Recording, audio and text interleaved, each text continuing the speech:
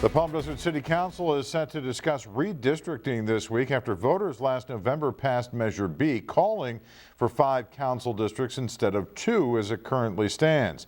News Channel 3's Jake and Gracia live in studio tonight with more on why city leaders, however, may elect to do something else. Jake. And John, despite the majority of voters last November supporting those 5 council districts, the City Council has not committed to that approach, and new documents are now showing that several other redistricting options will be considered.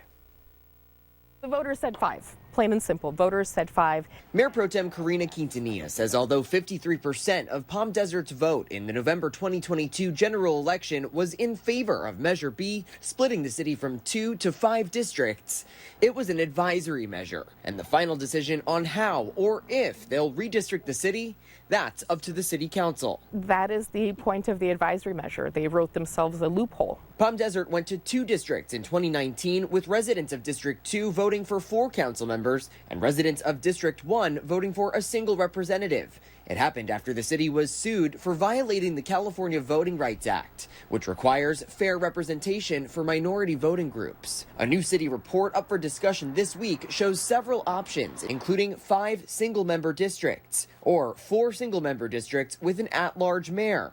They could even stay with the current 2 districts. Quintanilla, who is the sole representative for Central Palm Desert's District 1, says there are areas of the city that don't have a dedicated representative right now, including parts of North Palm Desert, where hundreds of homes are being built. The residents have very different needs, and they're in favor of getting districts because they feel a little bit left out from the focus of Palm Desert. She says current council members live in a concentrated area, and she believes that's affecting their decision on redistricting. I think that's why they've been fighting so hard against it, because it would impact their ability to stay on council or be able to run once again. Quintanilla is on a redistricting subcommittee with Councilmember Jan Harnick, who has told News Channel 3 she does not support more districts. I really support us being together as one community, and it's unfortunate that there are 2 districts now. However, Harnick said last year she was in favor of putting the issue to voters to decide. We should put it on the ballot. There is no closer way for people to get to government than to go